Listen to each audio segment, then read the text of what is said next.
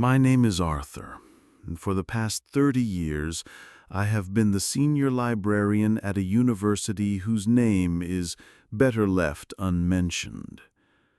My life has been one of quiet order, of cataloging the past and preserving it in dusty silence. I have handled books that crumble at a touch and manuscripts penned by hands long turned to dust. I thought I had seen all the secrets that ink and paper could hold. I was wrong. It began with a donation, an old private collection from a reclusive benefactor whose family wanted nothing to do with his strange estate. The collection was vast and mostly unremarkable. Victorian poetry, early 20th century physics journals, the usual fare. My assistants and I spent weeks sorting through the crates. It was in the very last crate, tucked beneath a pile of moldering maps, that I found it. It was not a book, not in the traditional sense. It was a single, thick leather folio, bound in dark, almost black leather.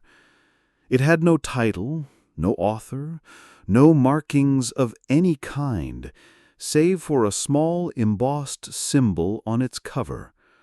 A circle, eating its own tail, an Ouroboros, but with a single unblinking eye in the center. The folio was heavy, far heavier than its size suggested, and it felt cold to the touch, a deep, unnatural cold that seemed to leach the warmth from my fingers. My assistants had already gone home for the day. The library was empty, the only sound the low hum of the ventilation and the distant ticking of the great clock in the main hall. Curiosity, the scholar's vice, took hold of me. I took the strange folio to my private office, a small wood-paneled room filled with the comforting scent of old paper. I laid it on my desk. The leather was smooth, like worn stone. With a sense of trepidation I couldn't explain, I untied the simple leather cord that held it shut and opened it.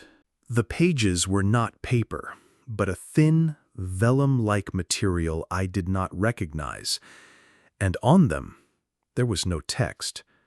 Instead, each page was covered in intricate, hand-drawn illustrations of impossible creatures. They were things of nightmare, beings that defied the laws of biology, amalgams of insect, reptile, and things I could not name. They had too many joints, too many eyes, their forms contorting in ways that made my stomach churn. The artistry was disturbingly beautiful, each line precise, each scale and feather rendered with an anatomist's care. But it was the final section of the folio that truly unsettled me. It was titled in a single elegant script at the top of the page, "The Appendix." This creature was different. It wasn't a monstrous beast. It looked almost human. It was depicted as a tall, impossibly thin figure, dressed in the tattered dark robes of a scholar. Its face was always obscured by shadow, but its hands were clearly visible. They were long, with an extra joint in each finger, ending in nails that looked like shards of obsidian. The illustrations showed the appendix in various poses. In one, it stood behind a reading man, its long fingers gently resting on the man's shoulders, its shadowy head tilted as if reading along with him. In another, it was shown hiding in a library, its slender form perfectly camouflaged among the spines of books on a high shelf, only its long, pale fingers betraying its presence. The final and most disturbing illustration showed it facing the viewer. Its face was still in shadow, but 2 pinpricks of faint silver light glowed where its eyes should be. Below the drawing was a short, handwritten description. It does not consume flesh, but knowledge. It is drawn to the lonely reader, the solitary scholar. It attaches itself not to the person, but to their study.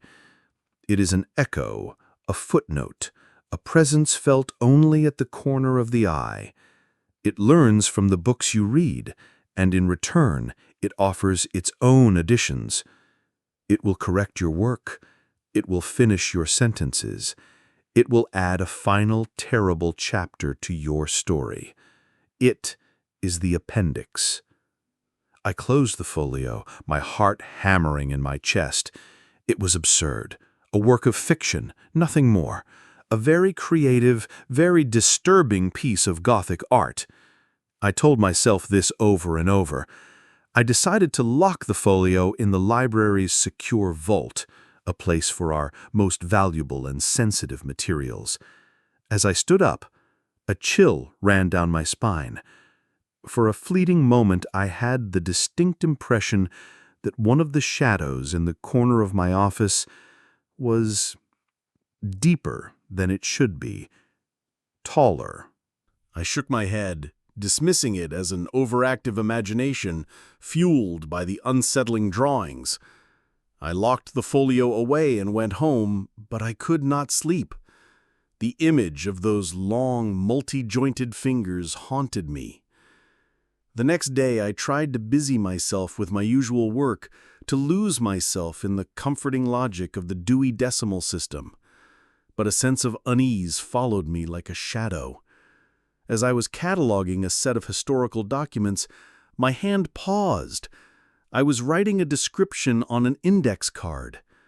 I had written a collection of letters from the late 19th century detailing, I had intended to write, the socio-economic conditions of the time. But my hand had continued without me. The sentence now read, the socio-economic conditions of the time and the silent, unseen things that watch us from the spaces between the words. My blood ran cold. I stared at the card, at the handwriting that was undeniably mine, but at words I had not intended to write. I tore the card to shreds, my hands trembling. That evening, as I was closing the library, I did a final walk-through. The silence of the great building was immense, a living thing. As I passed a long aisle of books on esoteric philosophy, I heard a faint sound, a soft, dry rustle, like old pages turning. "Hello?" I called out, my voice sounding small in the cavernous space. There was no reply, but I saw it, at the far end of the aisle, for just a fraction of a second. A tall, dark shape slipped behind a bookshelf. It was so fast I thought I had imagined it, but I knew what I saw. I saw the impossible length of a limb, the unnatural quickness of its movement. Panic seized me. I didn't bother with the closing procedures. I fled the library, locking the great oak doors behind me, and ran home. For a week, I was a wreck. I couldn't focus. I couldn't eat. At work, I would find notes in my own handwriting that I didn't remember writing, small corrections to my work, additions to historical records that were both brilliant and horrifying. At home, I would catch glimpses of movement at the edge of my vision, a flicker of shadow in the reflection of a dark window. I started leaving all the lights on. I stopped reading. The silence of my own home became a torment, because in the silence I would sometimes hear it, a soft whispering sound, the sound of a page being turned right behind me. I knew it was the appendix. It had attached itself to me, to my life's work. I had opened its book and, in doing so, had become a book for it to read. This morning, I decided I could not live like this. I had to confront it. I had to understand it. I returned to the library, to the vault. I took out the dark folio. My hands shaking, I opened it again to the final page, to the illustration of the creature with the silver eyes. I needed to know more. As I stared at the page, the handwritten description below the illustration began to change. New words were bleeding into the vellum, forming a new sentence, as if an invisible hand was writing with invisible ink. I watched, mesmerized in my terror, as the new text appeared. It said, "I know you are reading this, Arthur. It is time for your final chapter." A long, cold finger, with one too many joints, rested on my shoulder. I did not need to turn around. I could feel the deep, unnatural cold spreading through my body.